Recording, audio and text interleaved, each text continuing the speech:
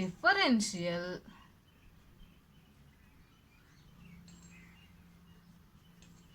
Equations. Differential equations. ఇంతకీ differential equations అంటే ఏంటి? డిఫరెన్షియల్ ఈక్వేషన్స్ అంటే బేసిక్గా ఏంటంటే the equations which involve derivatives are called differential equations అనమాట. అంటే ఏ ఈక్వేషన్లో అయితే డెరివేటివ్స్ ఉంటాయో అలాంటి ఈక్వేషన్స్ని ఏమంటాము? డిఫరెన్షియల్ ఈక్వేషన్స్ అంటామంట. ఇంతకీ ఈ డెరివేటివ్స్ ఏంటి? డెరివేటివ్స్ అంటే ఏంటి? మనం రాస్తాం కదా dy/dx అని. ఇలాంటి వాటిని డెరివేటివ్స్ అంటామన్నమాట. ఇంతకీ ఈ dy/dx అంటే ఏంటి? ఇలా ఎందుకు రాస్తాము? అది తెలుసుకునే ముందు నేను మీకు ఒక ఎగ్జాంపుల్ చెప్తాను. ఏంటంటే సపోజ్ నేను ఒక క్లాస్ వింటున్నాను అనుకుందాం. నేను ఒక క్లాస్ వింటున్నాను. ఇదేమో ఆ క్లాస్ తాలూకా టైం యాక్సిస్. ఇదేమో ఆ క్లాస్లో ఆ క్లాస్ వినాలి అని నాకుండే ఇంట్రెస్ట్ వాల్యూ అనుకుందాం. అదేంటో కానీ క్లాస్ స్టార్ట్ అవ్వకముందు ఈరోజు ఖచ్చితంగా క్లాస్ వినాలి రా బాయ్, ఏదో ఒకటి నేర్చుకోవాలి అని ఇంట్రెస్ట్ అసలు పీక్స్లో ఉంటుంది. కానీ క్లాస్ స్టార్ట్ చేసిన తర్వాత ఏం చెప్తున్నాడు ఇతను అని ఇలా కొంచెం తగ్గుతూ ఉంటుంది అనమాట.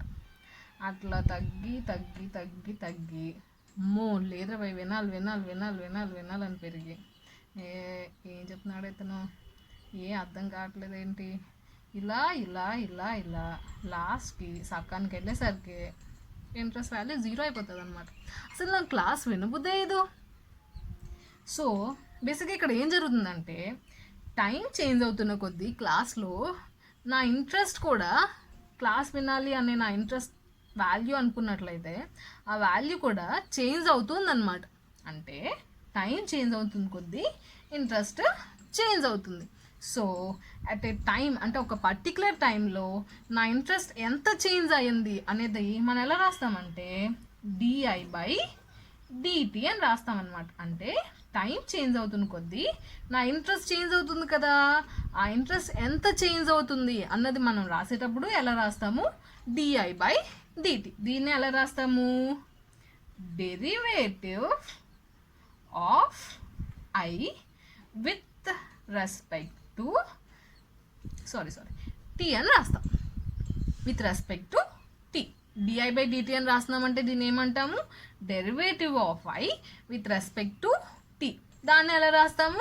dy/dt. సేమ్ ఇలాగే dy/dx అంటే x వాల్యూ చేంజ్ అయ్యే కొద్దీ y వాల్యూలో కూడా కొంత చేంజ్ వస్తుంది. ఆ చేంజ్ ఎంత వస్తుందో రాస్తున్నామంటే దాన్ని ఎలా రాస్తాము? dy/dx. అంటే x వాల్యూ మారే కొద్దీ y వాల్యూలో వచ్చే చేంజెస్ని dy/dx అని రాస్తామన్నమాట. సో ఇది మ్యాటర్. ఇప్పుడు ఇక్కడ టైం అనేది దేని మీద డిపెండ్ అయ్యి చేంజ్ అవ్వట్లేదు కదా, టైం మామూలుగానే గడుస్తుంది. సో ఇక్కడ టైం అనేది ఏమవుతుంది? దేని మీద డిపెండ్ అవ్వట్లేదు కాబట్టి ఇండిపెండెంట్ వేరియబుల్ అంటాం. దీన్ని ఏమంటాము? Independent variable.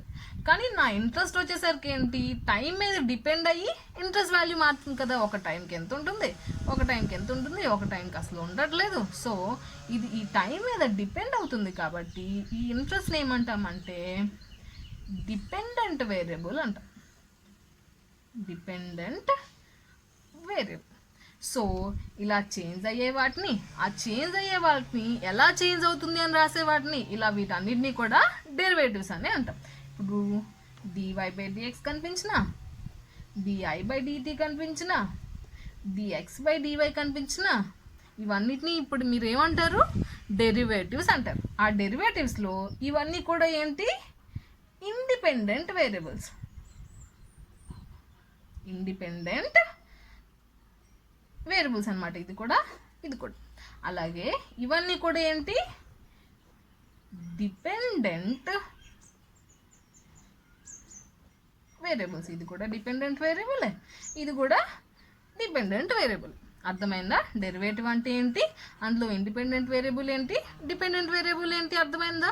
సో ఇప్పుడు ఈ డెరివేటివ్స్లో ఎన్ని డిపెండెంట్ వేరియబుల్స్ ఉన్నాయి ఎన్ని ఇండిపెండెంట్ వేరియబుల్స్ ఉన్నాయి అన్నది బేస్ చేసుకొని ఈ డిఫరెన్షియల్ ఈక్వేషన్స్ని 2 పార్ట్స్ కింద డివైడ్ చేశారనమాట. అంటే ఈ డిఫరెన్షియల్ ఈక్వేషన్స్ని ఏం చేశారు, 2 టైప్స్ కింద డిఫరెన్షియేట్ చేశారు. ఏంటవి? ఒకటి ordinary differential equations, ordinary differential equations. Second ఏంటి? Partial differential equations, partial differential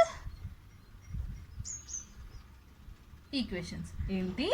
ఒక డిఫరెన్షియల్ ఈక్వేషన్లో డెరివేటివ్స్ ఉంటాయి కదా, ఆ డెరివేటివ్స్లో ఎన్ని ఇండిపెండెంట్ వేరియబుల్స్ ఉన్నాయి అన్నదాన్ని బేస్ చేసుకొని ఆ డిఫరెన్షియల్ ఈక్వేషన్స్ని 2 టైప్స్ కింద డివైడ్ చేశారు. ఏంటా 2 టైప్స్?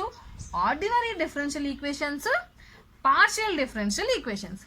అయితే ఇప్పుడు ఆర్డినరీ డిఫరెన్షియల్ ఈక్వేషన్స్ అంటే ఏంటి, పార్షియల్ డిఫరెన్షియల్ ఈక్వేషన్ అంటే ఏంటి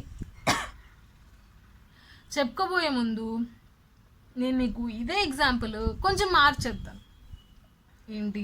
ఇప్పుడు ఈ ఎగ్జాంపుల్లో నేను ఏం చెప్పాను, టైం చేంజ్ అయ్యే కొద్దీ క్లాస్ వినాలనే నా ఇంట్రెస్ట్ కూడా రకరకాలుగా చేంజ్ అవుతుంది అని చెప్పాను. ఇప్పుడు మనం ఏం చెప్తున్నాము, టైం ఒకటే ఫ్యాక్టర్ కింద చెప్తున్నాం. ఇప్పుడు అలా కాకుండా ఈ టైంతో పాటు దానికి ఇంకో ఫ్యాక్టర్ ఏదో తోడైంది అనుకుందాం. ఏంటంటే సపోజ్ మా కాలేజ్ పక్కన ఏదో ఫంక్షన్ అవుతుంది, వాళ్ళు డీజే పెట్టారు. ఏం చేశారు, మా కాలేజ్ పక్కన ఫంక్షన్ అవుతుంది, వాళ్ళేమో స్పీకర్లు పెట్టి డీజే వేసి మంచి మంచి సాంగ్స్ వేస్తున్నారు. జనరల్గా అలాంటప్పుడు ఏమవుతుంది, ఈ క్లాస్ ఏం చెప్తున్నారు కాకుండా ఆ సాంగ్ మీదకి నెమ్మదిగా కాన్సన్ట్రేషన్ వెళ్తుంది కదా.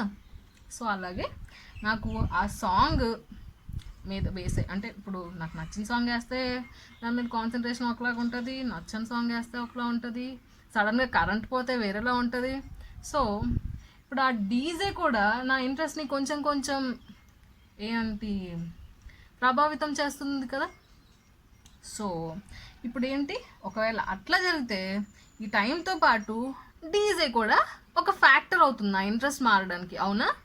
సో అలాంటి కండిషన్స్లో ఏమవుతుంది, ఇప్పుడు అలాంటి కండిషన్స్లో ఏమవుతుంది, నా ఇంట్రెస్ట్ టైంతో చేంజ్ అవుతుంది, అలాగే డీజే సౌండ్ మీద కూడా డీజే చేంజ్ అవుతుంది. సో di/dt అని రాయమన్నమాట. అలాంటప్పుడు ఏం రాస్తామంటే డో i/dt. ఇలా చదువుతాము, ఇలా రాసిన సింబల్ని డో అని చదువుతాం అనమాట. అలాంటప్పుడు ఏం రాస్తామంటే ఒకదానికన్నా ఎక్కువ ఫ్యాక్టర్స్ ఉండేటప్పుడు నా ఇంట్రెస్ట్ అనేది టైం వల్ల ఎంత చేంజ్ అవుతుంది, అలాగే DO(i/DO)S సౌండ్, డీజే సౌండ్ వల్ల ఎంత చేంజ్ అవుతుంది. ఇలా రెండు ఫ్యాక్టర్స్ ఉన్నాయి కదా. సో టైం వల్ల కొంత చేంజ్ అవుతుంది, డీజే సౌండ్ వల్ల కొంత చేంజ్ అవుతుంది. సో టైం వల్ల చేంజ్ అయితే దాన్ని DO(i/DO)T అని, అలాగే ఈ డీజే సౌండ్ వల్ల ఎంత చేంజ్ అవుతుందో రాసేదాన్ని DO(i/DO)S అని. ఇలా ఒక్కొక్క ఫ్యాక్టర్కి ఒక్కొక్క చేంజ్ అవుతుంది కదా. వాటన్నిటిని ఎలా రాస్తామంటే DO(i/DO) దేనివల్ల చేంజ్ అయితే అది ఇక్కడ రాస్తామన్నమాట. సో ఏంటి, అవును ఇందాక నేను ఏం చెప్పాను, ఇవన్నీ కూడా దేని మీద డిపెండ్ అవ్వట్లేదు కాబట్టి వీటన్నిటిని ఏమంటాము, ఇండిపెండెంట్ వేరియబుల్స్ అంటాము అని చెప్పాను కదా. ఇండిపెండెంట్ వేరియబుల్స్ అంటాము అని చెప్పాను కదా. సో ఇక్కడ ఇండిపెండెంట్ వేరియబుల్స్ ఏంటి, ఒకదానికన్నా ఎక్కువ ఉన్నాయి కదా. ఎక్కువ ఉండేటప్పుడు మనం డి అని రాయకుండా ఏమని రాస్తున్నాం, డో అని రాస్తున్నాం. ఇలా డి అని రాయకుండా డో అని రాసి, అంటే ఒకదానికన్నా ఎక్కువ ఇండిపెండెంట్ వేరియబుల్స్ ఉంటే అలాంటి ఈక్వేషన్స్ని ఏమంటాము, పార్షియల్ డిఫరెన్షియల్ ఈక్వేషన్స్ అంటాం. ఏమంటాము, పార్షియల్ డిఫరెన్షియల్ ఈక్వేషన్స్ అంటాం అన్నమాట. ఇప్పుడు మనం జనరల్గా ఇందాక రాసాం కదా, di/dt అని, dy/dx అని, dx/dy అని, ఇలాంటివి ఉంటే వాటిని ఏమంటాము, ఆర్డినరీ డిఫరెన్షియల్ ఈక్వేషన్స్ అంటాం. అలాంటప్పుడు ఇందులో ఇండిపెండెంట్ వేరియబుల్స్ ఎన్ని ఉంటాయి, ఒకటే ఉంటుంది. ఇందులో ఎన్ని ఉంటాయి, 2 ఆర్ మోర్, 2 ఉండొచ్చు, 3 ఉండొచ్చు, 4 ఉండొచ్చు, అంటే బేసిక్గా ఒకదానికన్నా ఎక్కువ ఉంటుంది. సో ఈ పార్షియల్ డిఫరెన్షియల్ ఈక్వేషన్స్ అంటే ఏంటి? ఏదైనా ఒక ఫ్యాక్టర్ మీద మనం తీసుకున్న టర్మ్ చేంజ్ అవుతుంది అంటే అప్పుడు ఆ ఫ్యాక్టర్స్ ఒకటి ఉంటాయి, ఒక ఇండిపెండెంట్ వేరియబుల్ ఉంటే దాన్ని ఏమంటాము? ఆర్డినరీ డిఫరెన్షియల్ ఈక్వేషన్స్ అంటాము. ఒకటి కన్నా ఎక్కువ ఇండిపెండెంట్ వేరియబుల్స్ మీద మనం తీసుకున్న ఫ్యాక్టర్ కానీ డిపెండ్ అయితే, మనం తీసుకున్నది కానీ చేంజ్ అవుతుంది అంటే అప్పుడు మనం ఏమంటాం? అలాంటి ఈక్వేషన్స్ని పార్షియల్ డిఫరెన్షియల్ ఈక్వేషన్స్ అంటాం. ఓకేనా? నెక్స్ట్ సో డిఫరెన్షియల్ ఈక్వేషన్స్ అయిపోయింది. ఆర్డినరీ డిఫరెన్షియల్ ఈక్వేషన్స్ అంటే ఏంటో చెప్పుకున్నాం, పార్షియల్ డిఫరెన్షియల్ ఈక్వేషన్స్ అంటే ఏంటో చెప్పుకున్నాం. నెక్స్ట్ ఇప్పుడు మనం డిఐ/డిటిఏ కాకుండా మీరు చూసారో లేదో d²y/dx²,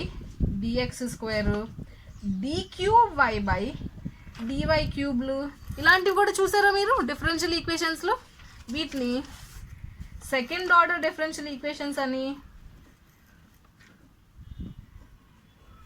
దీన్ని థర్డ్ ఆర్డర్ డిఫరెన్షియల్ ఈక్వేషన్స్ అని,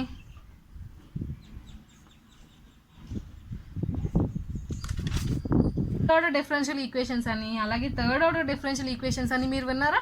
d²y/dx², d³y/dx³ చూసారా? ఒకవేళ చూడకపోయి ఉంటే ఈ d²y/dx² ఏంటి, d³y/dx³ ఏంటి, ఇవేంటో చెప్పుకుందాం. సడన్గా వీటి గురించి మాట్లాడుతుంటే నాకు స్టోరీ గుర్తొచ్చింది. ఏంటంటే యాక్చువల్లీ అది స్టోరీ అనాలో లేదో నాకు తెలీదు, ఎక్కడో చదివా అనమాట. ఏంటంటే పూర్వం అంటే చాలా రోజుల క్రితం మన టైంని ఓన్లీ అవర్స్లోనే కొలిచేవాళ్ళం అంట. అంటే చాలా సంవత్సరాల క్రితం ఇక్కడ నుంచి ఇంత టైం అయితే గంట అయింది అలా కొలిచేవాళ్ళం అంట. అంటే మినిట్స్ అంత మనకి తెలీదు. కొన్ని రోజుల తర్వాత మనకి ఏమనిపించిందంటే టైంని ఇంకా కొంచెం యాక్యురేట్గా కొలిస్తే బాగుండు అనిపించింది. సో ఏం చేసాము అంటే ఈ 1 అవర్ టైం ఉంది కదా, దాన్ని 60 ముక్కలు చేసి అప్పుడు వచ్చే ఒక్కొక్క ముక్కని 1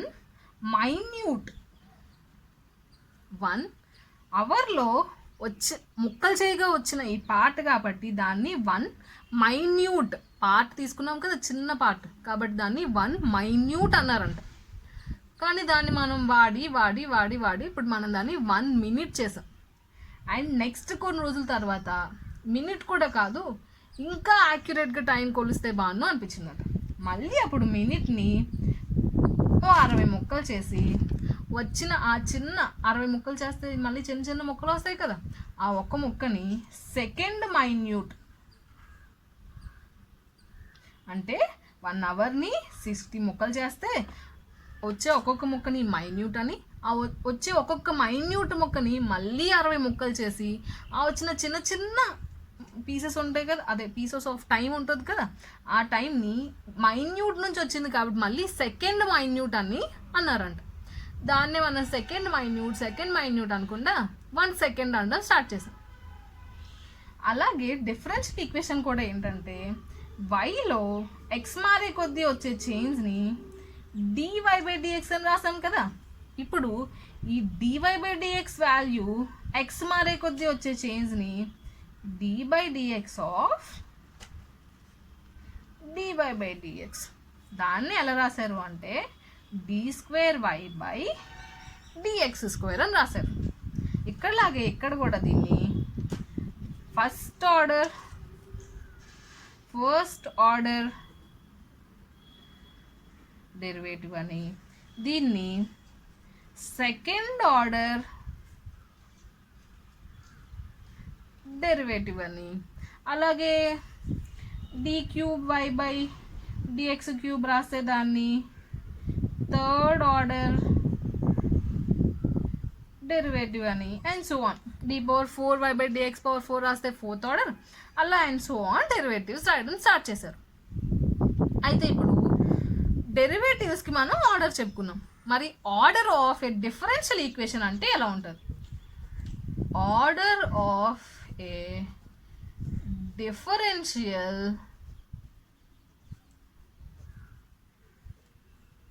ఈక్వేషన్, ఒక డెరివేటివ్కి అయితే ఆర్డర్ మనం చెప్పుకున్నాం. d²y/dx² ఉంటే సెకండ్ ఆర్డర్, d³y/dx³ ఉంటే థర్డ్ ఆర్డర్, dy/dx ఉంటే ఫస్ట్ ఆర్డర్, ఇలా చెప్పుకున్నాం. ఇప్పుడు ఆర్డర్ ఆఫ్ డిఫరెన్షియల్ ఈక్వేషన్. ఒక డిఫరెన్షియల్ ఈక్వేషన్ తీసుకుంటే మరి దాని ఆర్డర్ ఏమవుతుంది, దాని ఆర్డర్ ఏమవుతుందో ఎలా చెప్తాము అంటే, ఫర్ ఎగ్జాంపుల్ ఒక డిఫరెన్షియల్ ఈక్వేషన్ ఏదో తీసుకున్నాం అనుకోండి. ఏ డిఫరెన్షియల్ ఈక్వేషన్ ఏదో రాద్దాం. dy/dx plus x² y into d²y/dx² plus 3x plus dy/dx equals to x cos x ఇలా ఏదో డిఫరెన్షియల్ ఈక్వేషన్ తీసుకున్నాం. ఫస్ట్ ఆఫ్ ఆల్ ఇందులో ఎన్ని డెరివేటివ్లు ఉన్నాయి? ఇది కూడా ఒక డెరివేటివ్ టర్మే, ఇది కూడా ఒక డెరివేటివ్ టర్మే, ఇది కూడా ఒక డెరివేటివ్ టర్మ్. అవునా? ఈ డెరివేటివ్ టర్మ్ తాలూకు ఆర్డర్ ఎంత? 1. మరి ఈ డెరివేటివ్ టర్మ్ తాలూకు ఆర్డర్ ఎంత? 2. అండ్ ఈ డెరివేటివ్ 1. వీటన్నిటిలో హైయెస్ట్ నెంబర్ ఎంత? 2 కదా. కాబట్టి ఈ డిఫరెన్షియల్ ఈక్వేషన్ తాలూకా ఆర్డర్ ఎంత అంటే 2 అన్నమాట. సో బేసిక్గా order of A differential equation అంటే ఏంటి? ఇచ్చిన డిఫరెన్షియల్ ఈక్వేషన్ అంటే ఏంటి? అందులో డెరివేటివ్స్ ఉంటాయి కదా. సో మనకి ఇచ్చిన డిఫరెన్షియల్ ఈక్వేషన్ అంటేనే అందులో డెరివేటివ్స్ ఉంటాయి. సో ఇచ్చిన ఒక డిఫరెన్షియల్ ఈక్వేషన్ తాలూకు ఆర్డర్ చెప్పాలి అంటే అందులో ఫస్ట్ ఏ డెరివేటివ్స్ ఉన్నాయో చూడాలి. ఇప్పుడు ఏ డెరివేటివ్స్ ఉన్నాయో చూసిన తర్వాత ఆ ఉన్న డెరివేటివ్స్ తాలూకా ఆర్డర్ ఏంటో చూడాలి. అప్పుడు మనకు కొన్ని ఆర్డర్స్ వస్తాయి. ఒకటి ఫస్ట్ అని, ఒకటి సెకండ్ అని, ఒకటి థర్డ్ అని ఇలా వస్తాయి కదా. వాటన్నిటిలో ఏదైతే హైయెస్ట్ నెంబరో, ఏదైతే హైయెస్ట్ ఆర్డరో అదే ఏమవుతుంది? ఆర్డర్ ఆఫ్ డిఫరెన్షియల్ ఈక్వేషన్ అవుతుంది అన్నమాట.